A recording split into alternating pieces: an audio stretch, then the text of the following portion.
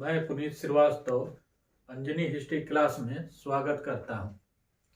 जैसा कि हम लोग पसाड़ काल के विषय में एक दो क्लास हम लोग ले चुके हैं, या एक दो क्लास में हम लोग पसाड़ काल पे अध्ययन कर चुके हैं, जिसमें हम लोग पसाड़ काल को कितने कालों में विद्वानों ने बांटा है इसके विषय में हम लोगों ने चर्चा कर लिया है। जान लुबाक थे, जान लुबाक ने पसाड़ काल को पूरा पसाड़ काल और नव पसाड़ काल के बीच में बांटा उपकरणों के आधार पर, और जो ये बाद में अपना नाम बदल लिए और लॉर्ड पेबरीज हो गए।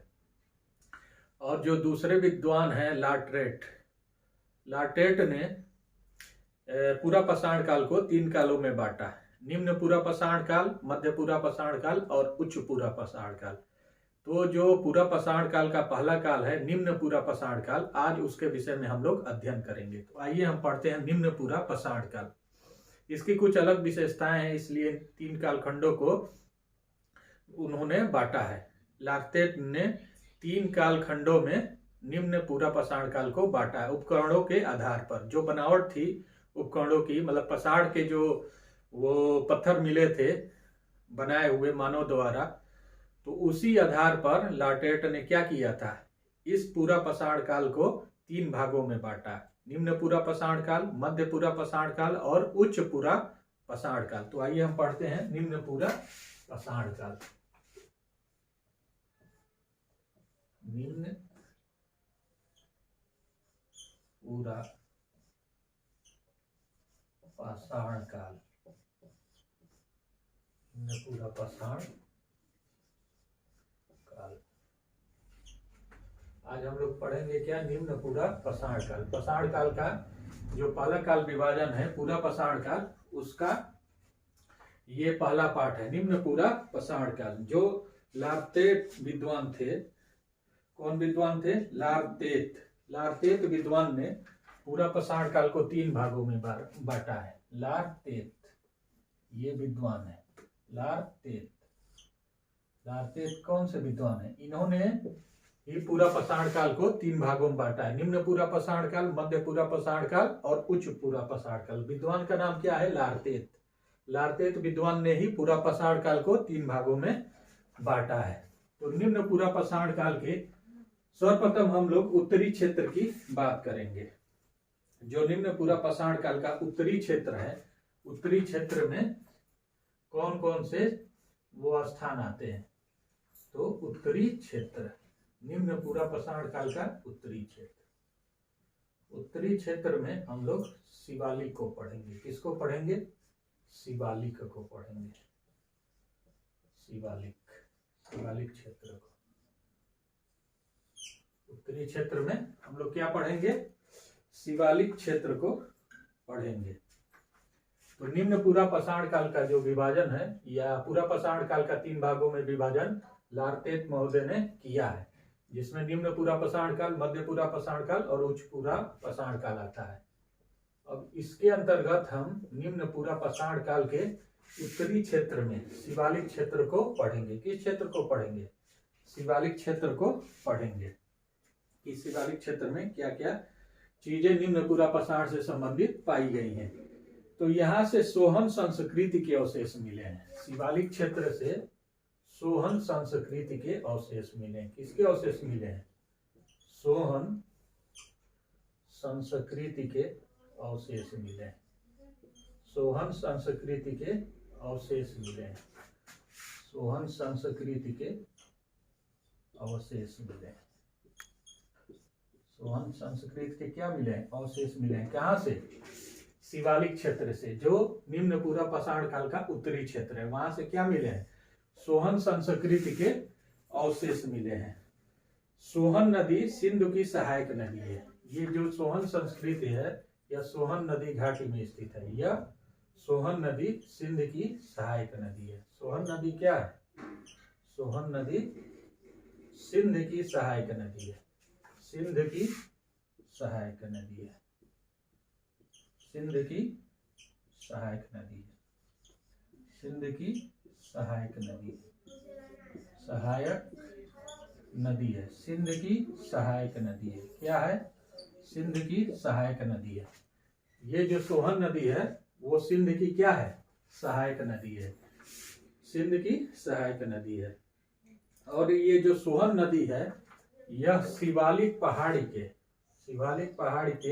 पोतावर पठार पर क्या हो गई है, सूख गई है। शिवालिक पहाड़ी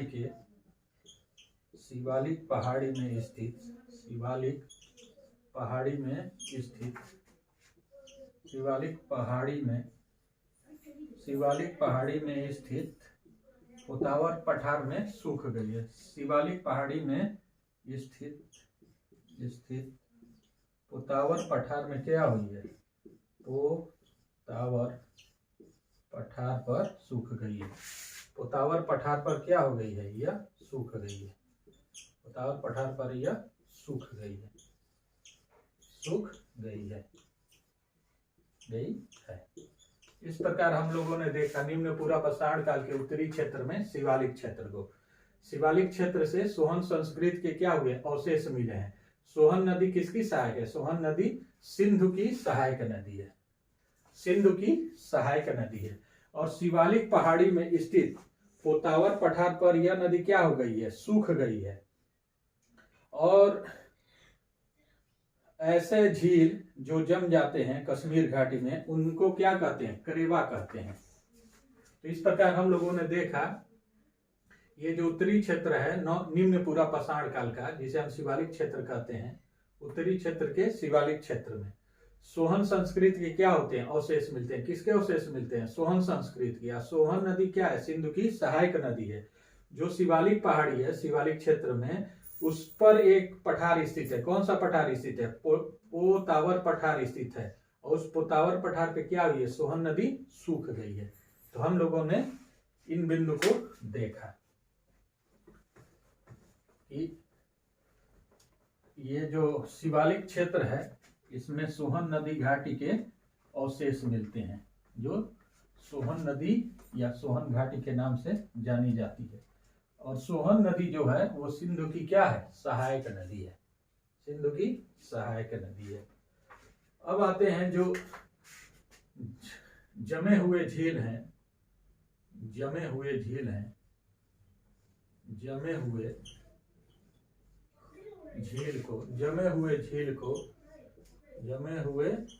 को कश्मीर में क्या कहते हैं। तो जमे हुए झील को कश्मीर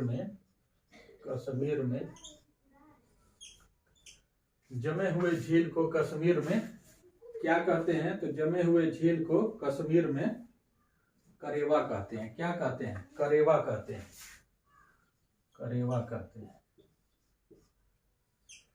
इस प्रकार हम देख रहे हैं कि कश्मीर में जमे हुए झील को हम क्या कहते हैं, करेवा कहते हैं। क्या कहते हैं, करेवा कहते हैं। तो जमे हुए झील को कश्मीर में करेवा कहते हैं। सोहन घाटी से हमें 5 वेदिकाएं मिलती हैं। सोहन घाटी से हमें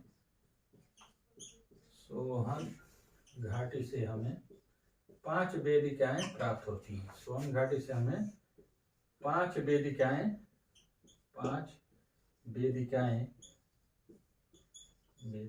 प्राप्त होती हैं, जो विभिन्न हिम युगों में बनी हैं। हिम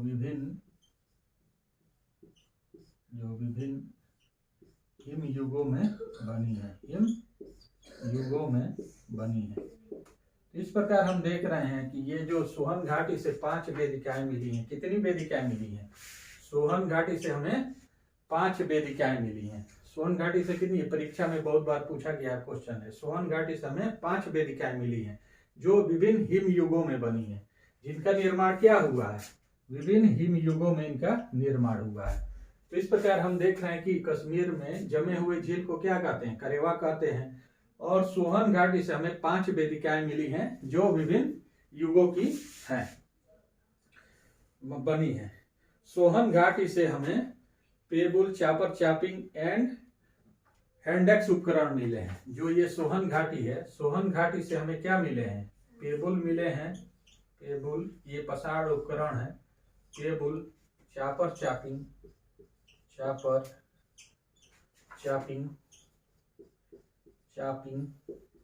और हैंडेक्स। हैंडेक्स मतलब होता है कुल्हाड़ी, और हैंडेक्स हैंड एक्स, ये कुल्हाड़ी होती है। हैंड एक्स का मतलब होता है कुल्हाड़ी। ये जो सोहन घाटी है, सोहन घाटी से हमें कैसे उपकरण मिल रहे हैं? पसाड़ से निर्मित, मतलब पत्थर से निर्मित उपकरण मिल रहे हैं। उन उपकरणों का क्या नाम है? पेबुल है, चापर है, चॉपिंग है और हैंड एक्स है। तो सोहन घाटी से हमें कैसे उपकरण मिल रहे हैं? पेबुल मिल रहा है, चापर चापिंग मिल रहा है और हैंड एक्स उपकरण मिल रहा है। और ये जो उपकरण है जो पत्थर से निर्मित हैं, ये किस पत्थर से बने हैं? तो यह क्वार्टरजाइट या स्फटिक से बने हैं। ये किससे बने हैं? ये क्वार्टरजाइट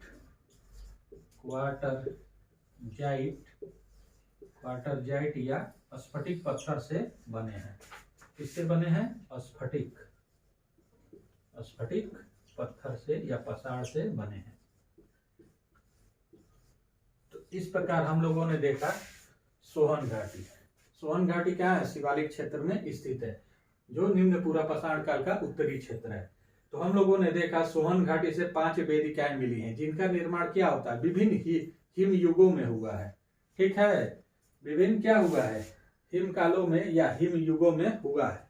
अब सोहन घाटी के जो उपकरण मिलते हैं उनका नाम क्या है? पेबुल है, चापर चापिंग है और हैंडेक्स है। हैंडेक्स को हम क्या कहते हैं? कुल्हाड़ी कहते हैं। ठीक है, और इनका निर्माण किन पत्थरों से हुआ? इनका निर्माण क्वार्टरजाइट पत्थर, कौन सा पत्थर? क्वार्टरजाइट पत्थर और स्फटिक पत्थर है।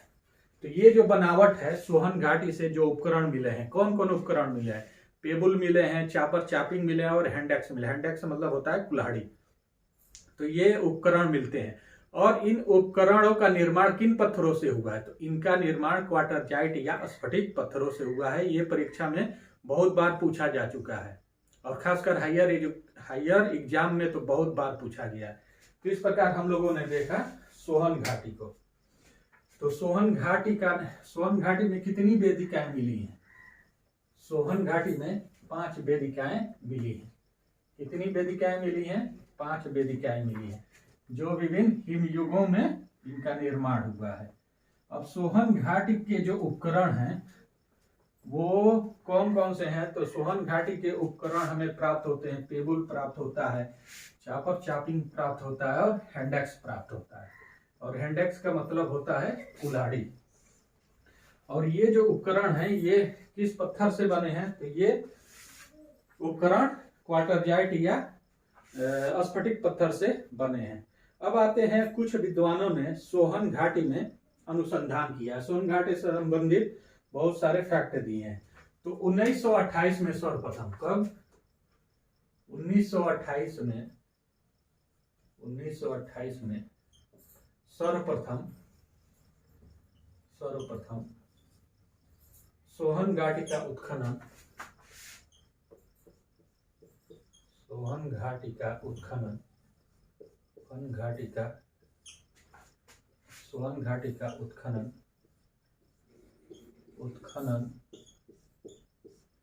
डीएन वाडिया ने किया था।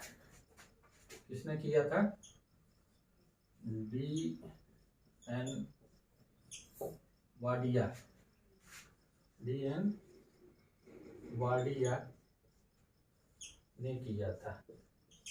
डीएन वाडिया ने किया था। तो 1928 में सर्वप्रथम सोहन घाटी का उत्खनन या पहला उत्खनन डीएन वाडिया ने किया था। और इसी आधार पर इनको क्या कहा जाता है? सोहन घाटी का पितामह कहा जाता है। इसी आधार पर इनको सोहन घाटी का पितामह कहा जाता है।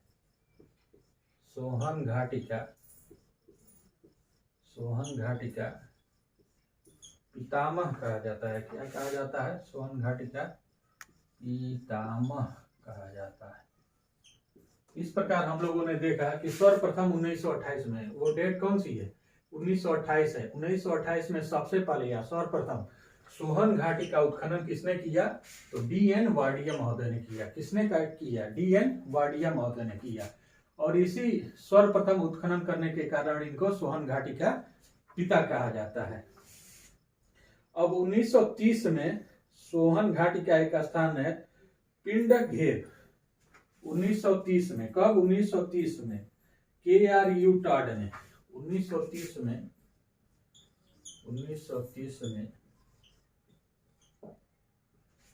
KRU टाड KRU टाड ने सोहन घाटी में स्थित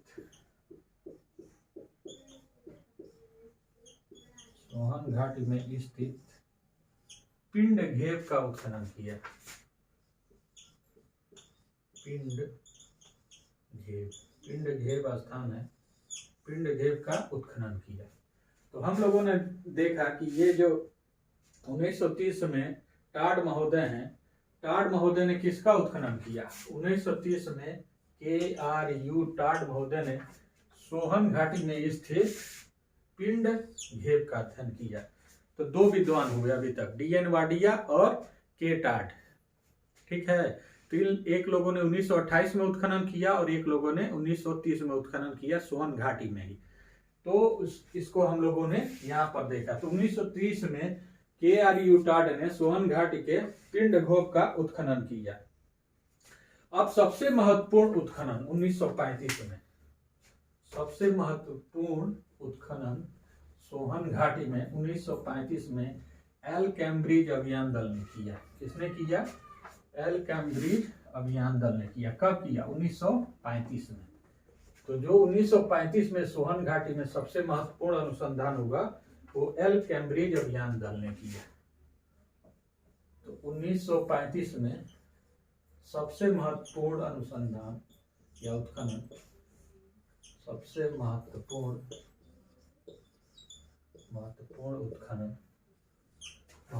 उत्खनन सोहन घाटी में, सोहन घाटी में एल कैम्ब्रिज अभियान दल ने किया। एल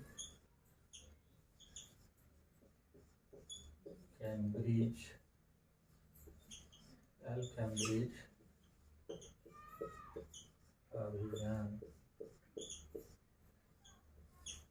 दल ने किया। ये परीक्षा में कई बार पूछा गया है। तो हम लोग देख रहे हैं कि 1935 में, कब? 1935 में सबसे महत्वपूर्ण उत्खनन कहाँ पे?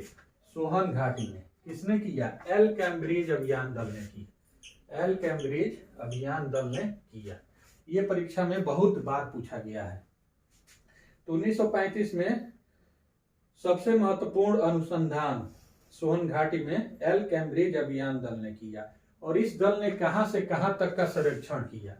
तो इस दल ने कश्मीर घाटी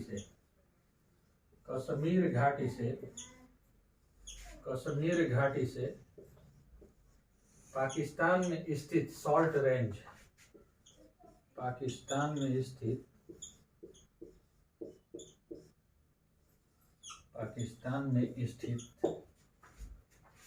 साल्ट रेंज, यह नमक की पहाड़ी है। क्या है? नमक की पहाड़ी है। साल्ट रेंज क्या है? नमक की पहाड़ी है। यहाँ तक सर्वेक्षण किया। क्या किया? सर्वेक्षण किया।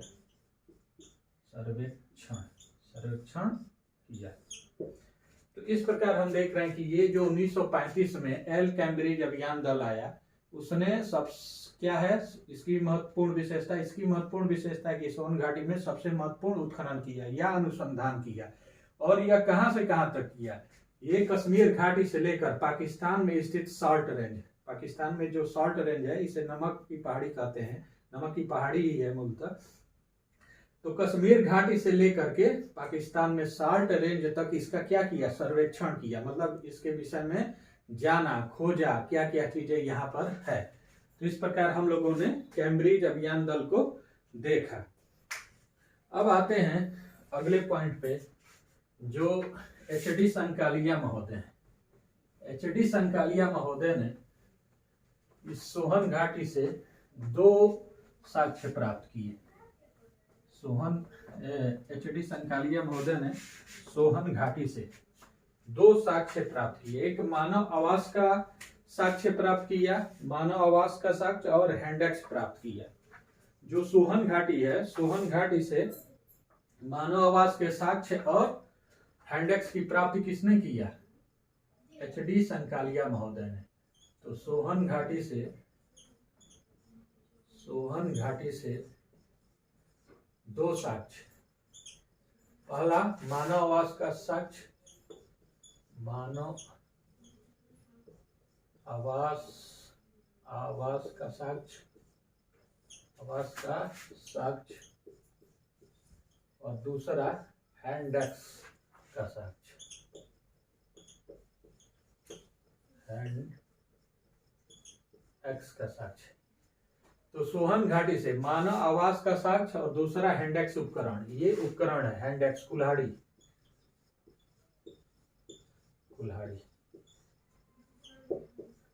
तो ये दोनों साक्ष्य कौन प्राप्त किया? एच.डी. संकालिया महोदय ने। कौन प्राप्त किया?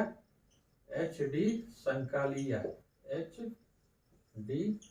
संकालिया महोदय ने,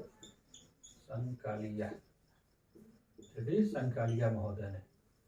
इस प्रकार हम देख रहे हैं कि जो सोहन घाटी से मानव आवास के साक्ष्य, किसके साक्ष्य? मानव आवास के साक्ष्य और हैंडेक्स या कुल्हाड़ी, ये दो सोहन घाटी से कौन प्राप्त करता है? ये एच.डी. संकालिया प्राप्त करते हैं। तो एच.डी. संकालिया ने मानव आवास के साक्ष्य और हैंडेक्स क्या किया? सोहन घाटी से प्राप्त किया। और यह सोहन घाटी में लिद्दर नदी के तट पर स्थित पहलगाम से प्राप्त किया। ये जो मानव आवास है और हैंडेक्स कुल्हाड़ी है, ये कहां से प्राप्त किया? ये प्राप्त किया, लिद्दर नदी है, लिद्दर नदी के तट पर स्थित पहलगाम नामक स्थान से प्राप्त किया। पहलगाम, ये नदी है, लिद्दर नदी, और ये स्थान है, कौन सा स्थान है? पहलगाम स्थान है। लिद्दर नदी कौन सी नदी? और स्थान है पहलगाम। तो ये जो सोहन घाटी में मानव आवास के साक्ष्य और हैंडेक्स या कुल्हाड़ी को एच.डी. संकालिया ने प्राप्त किया, तो ये प्राप्त किस स्थान से किया? सोहन घाटी में ही प्राप्त किया।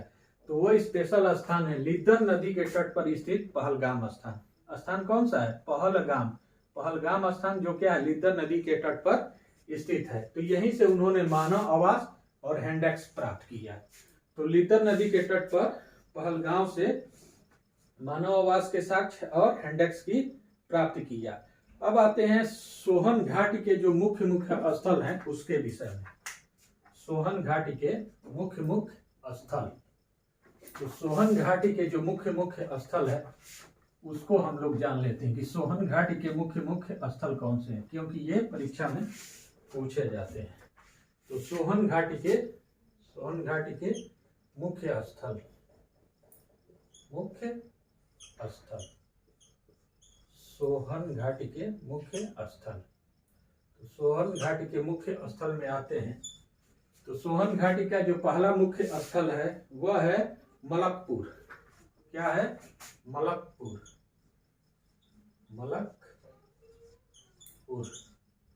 जो सोहन घाटी का पहला महत्वपूर्ण स्थल है वह क्या है? मलकपुर है। दूसरा स्थल चौतरा है। दूसरा स्थल चौतरा है। दूसरा स्थल क्या है? चौतरा है। चौतरा है। तो पहला स्थल मलकपुर है, दूसरा स्थल चौतरा है, तीसरा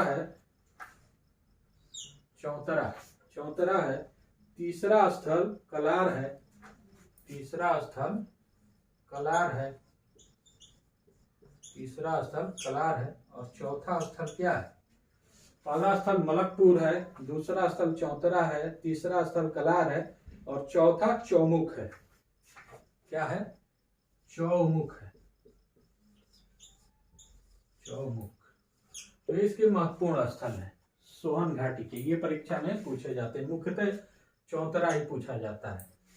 तो सोहन घाटी के जो मुख्य स्थल हैं वह है मलकपुर, दूसरा है चौतरा, तीसरा है कलार और चौथा है चौमुख। तो ये 4 स्थल सोहन घाटी के हैं। और जो हैंडेक्स मिला है दक्षिण का जो विशिष्ट उपकरण है, अब हम चौतरा के विषय में पढ़ेंगे। चौतरा की विशेषता। तो चौतरा से हमें दक्षिण भारत का जो मुख्य उपकरण है हैंडेक्स, वो मिला है। हैंडेक्स उपकरण,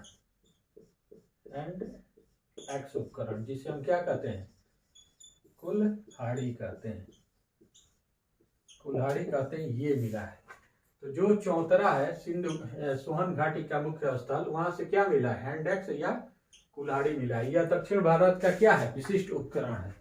तो चौतरा से हमें महत्वपूर्ण उपकरण हैंड एक्स मिला है, दक्षिण भारत का। और चौतरा को उत्तर एवं दक्षिण की परंपराओं का मिलन स्थल कहते हैं। इसको क्या कहते हैं, चौतरा को, चौतरा के विषय में हम लोग पढ़ रहे हैं। चौतरा को उत्तर एवं दक्षिण की परंपराओं का, उत्तर एवं दक्षिण की परंपराओं का मिलन स्थल कहते हैं, परंपराओं का मिलन स्थल कहते हैं, मिलन स्थल कहते हैं। ये जो चौतरा है, जो सोहन घाटी का दूसरा महत्वपूर्ण स्थल है, ये सोहन घाटी के चारों क्या है, महत्वपूर्ण स्थल है। कौन कौन, मलकपुर, चौतरा, कलाप और चौमुख। अब चौतरा की हम लोग विशेषता पढ़ रहे हैं। यहाँ से क्या मिला, दक्षिण भारत का जो विशिष्ट उपकरण हैंड एक्स, वो चौतरा से मिला है। और दूसरा इसकी जो विशेषता है, उत्तर एवं दक्षिण भारत की जो परंपराओं का मिलन स्थल है, उत्तर भारत और दक्षिण भारत, जो बंटवारा हुआ है विंध्य पर्वत से, उत्तर में उत्तर और दक्षिण में दक्षिण, तो वो जो मिलन स्थल है वो कौन सा है, चौतरा है। निम्न पूरा पाषाण काल में वो क्या है, उत्तर एवं दक्षिण भारत की परंपराओं का मिलन स्थल है। यहाँ पे दोनों परंपराएं क्या होती हैं, दिखती हैं, एक साथ दिखती हैं। जो उत्तर में प्रचलित है और दक्षिण में प्रचलित है, जो कार्य हैं जो किए जाते हैं मानव द्वारा, बोली है, भाषा है, पहनावा है, खान पान है, रहन सहन है, तो इनका एक जगह मिलन होता है। जो उत्तर और दक्षिण भारत दोनों जगह है, तो वो स्थान कौन सा है जो प्रतिनिधित्व कर रहा है, वो स्थान है चौतरा। तो चौतरा में उत्तर एवं दक्षिण की परंपराओं का मिलन स्थल है। ठीक है, तो चौतरा परीक्षा के दृष्टिकोण से बहुत ही महत्वपूर्ण है। अब एक पॉइंट है, अटक के गरियाल से घिसा हुआ क्लीवर भी मिला है। एक स्थल है अटक, जो उड़ीसा में है। अटक से क्या मिला है, अटक से एक घिसा हुआ क्लीवर मिला है। तो ये भी कभी कभी परीक्षा में पूछ दिया जाता है, क्योंकि पाषाण काल से जो क्वेश्चन बनते हैं ऐसे ही क्वेश्चन बनते हैं उपकरणों के आधार पर। तो अटक से एक घिसा हुआ, अटक के गरियाल से, कहां से, अटक के गरियाल से, यह स्थान है, अटक के गरियाल से एक घिसा हुआ क्लीवर मिला है। एक घिसा हुआ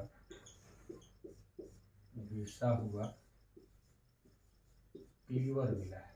क्लीवर उपकरण या हथियार है, क्लीवर मिला है, सुबह के आकार का होता है, क्लीवर मिला है। तो ये अटक जो है, अटक के गरियाल, कौन सा स्थान है, अटक का गरियाल। अटक के गरियाल स्थल से घिसा हुआ क्लीवर मिला है। ये जो अटक है उड़ीसा में, वहां का एक स्थान है गरियाल। तो अटक के गरियाल से घिसा हुआ क्या है, क्लीवर मिला है। हसुए की आकृति का क्लीवर होता है, तो ये क्या है, क्लीवर मिला है। क्लीवर क्या है, एक उपकरण है पाषाण निर्मित। तो वो कहां से मिला है, अटक के गरियाल से। तो कभी क्वेश्चन में पूछ दे कि अटक के गरियाल से कैसा उपकरण मिला है, तो वो क्लीवर मिला है, जो निम्न पूरा पाषाण काल से संबंधित है। तो इस प्रकार हम लोगों ने निम्न पूरा पाषाण काल के विषय में आज की क्लास में हम लोग कुछ तथ्यों से परिचित हुए। यह क्लास कम से कम 10-15 दिन चलेगी, क्योंकि पाषाण काल बहुत बड़ा अध्याय है। तो इसमें हम लोगों ने आज निम्न पूरा पाषाण काल के कुछ बिंदुओं से आज हम लोग परिचित हुए। फिर कल की क्लास में हम पाषाण काल से संबंधित बिंदुओं से परिचित होंगे और उसको जानने का प्रयास करेंगे और उसको मुख्यतः याद करने का प्रयास करेंगे, क्योंकि परीक्षा में क्या है, जब तक याद नहीं रहेगा हम प्रश्नों को हल नहीं कर पाएंगे। तो सबसे बड़ी विशेषता क्या होनी चाहिए क्लास की, तथ्यों से और अवधारणाओं से आप परिचित हों और अवधारणाएं आपके दिमाग में बनी रहें और जो तथ्य या फैक्ट है वो लंबे समय तक याद रहें। तो उस पर हम लोग मुख्यतः फोकस करेंगे। तो इस प्रकार आज की क्लास यहीं स्थगित की जाती है। मैं पुनीत श्रीवास्तव आप सभी लोगों का इस प्लेटफॉर्म से बहुत बहुत धन्यवाद करता हूँ या अर्पित करता हूँ। धन्यवाद।